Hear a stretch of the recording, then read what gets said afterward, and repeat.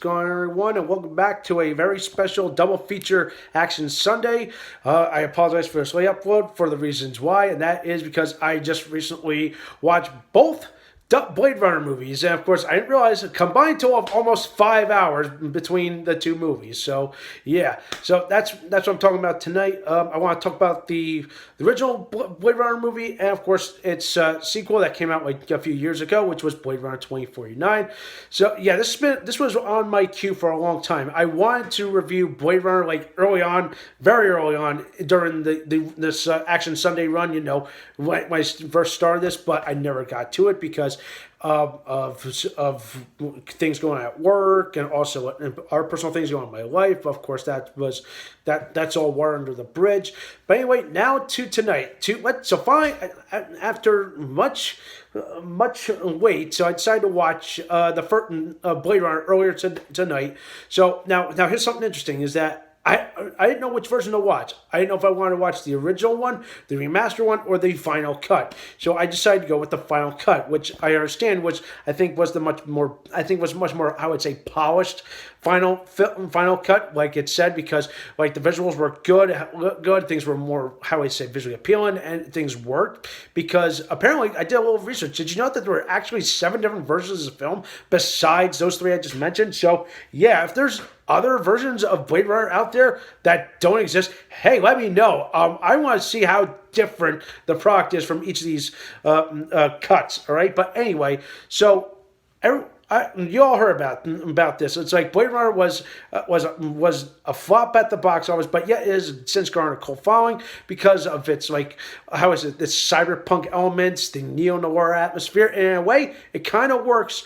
But of course, then again, I feel like that was also a detriment to this movie. Okay, the first one. All right, because here's the thing: if you're not familiar with the film noir genre, film noir is a classic. It's essentially the classic crime drama genre that was born out of the what happened during the 30s and 40s. When like when tensions in New York were high, like criminal activity was high. There was you had the crime, you had the crime families, you had mafias running around. So that's what the film noir stuff is. It's like all that interesting intrigue and all that interesting character development story. And there's a bunch of good film noir movies, okay? I recommend you guys watch The Maltese Falcon. I definitely recommend The Man That Knew Too Much with that's the one with Orson Welles. That's a very good one. I recommend that one. There's a lot more I could talk about with the film noir genre, but that's the thing for another time. But anyway, if you're gonna take that and kind of incorporate it into a sci-fi story based off Philip K. Dick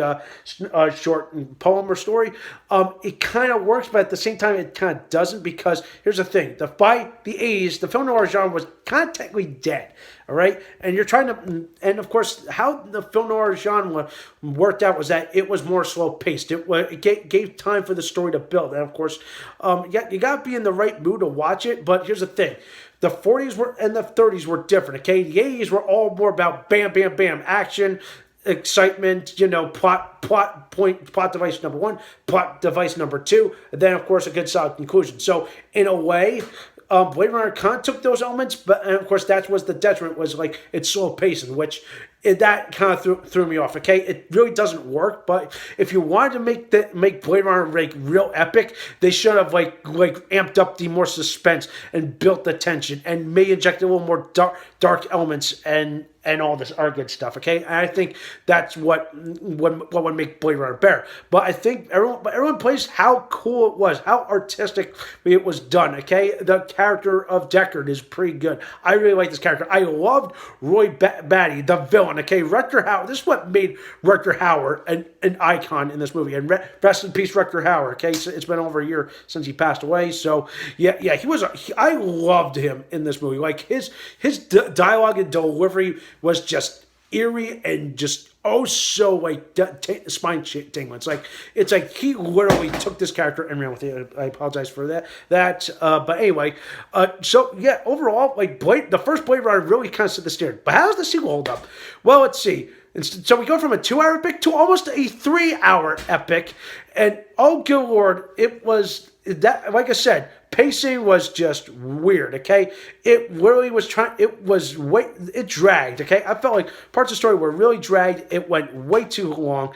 But yeah, I don't know what is with them. Okay, if it's like it was like watching Star Trek: The Motion Picture on steroids, and of course I can't believe I'm comparing that to Star Trek. Of course, I don't want to upset Trekkies, but yeah, Star Trek: The Motion Picture. Yeah, that was a drag. But then compare to this, it's like why? Okay, why would you turn something? Come on, I understand they're trying to compact everything into it, but in a way, it kind of worked. I liked Agent Q, but like the whole twist of his, I don't want to give much of the story away. Wait, but it's just epic. Okay, and I love the whole twist. That like had me on edge. I was expecting something to happen. Now, of course, I think it kind of delivered, but I felt like I was kind of expecting more, like a more impactful like twist. And yes, I did mark out when I saw Deckard return. I think that was good, but of course I was upset. It's like it's only during the last hour or so when we finally see the main character from the first movie finally appear. That was pretty neat. The opening scene with Dave Bautista, I thought that was pretty neat. And you could feel the tension building between these two characters. It really worked. Then let's see. I'm gonna say and Ana de Armas. Oh my God. Even though her character is more like how I say an AI or some kind of artificial intelligence, I really liked her character. It's like okay, it's like so she's essentially like a female companion or like not really a fembot, but you get my point. But in a way, it's like she's like.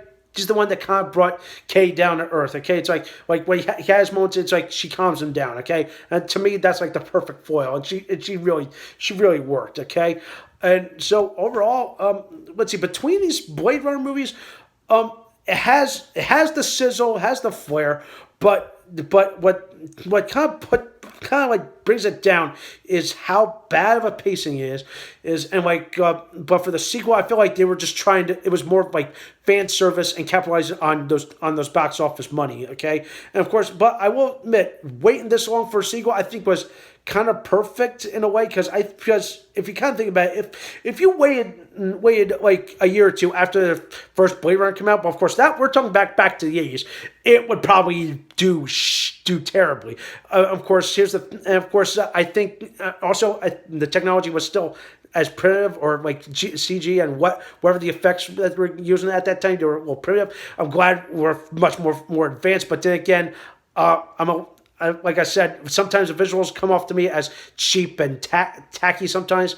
But yeah, when it works, it really works. Okay, so I think that was a smart idea to wait this on to finally give it a good solid conclusion to the whole Blade Runner story, a good thing. And yeah, so my props off to the whole studio. I think both these movies have their merits, but I say take it in strides, okay? If you're gonna watch them like I did back to back, I'd say space them out. Please just space them out.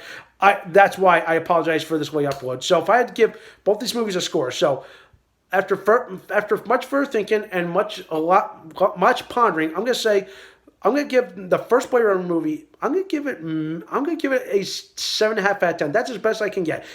Yes, it's a fine sci-fi movie. Yes, it's great. It sets the bar. Despite all this our bullshit that happens with the movie, it's fine. The sequel, I'm going to give it maybe a 7, okay? Because I felt like a 2 hours and 45-minute movie was a little excessive.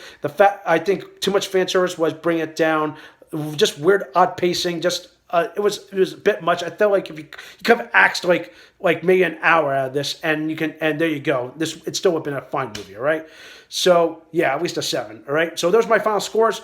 That does for tonight. I apologize for the late upload. Stay tuned for some more awesome, exciting videos, and I'll see you very, very soon, all right?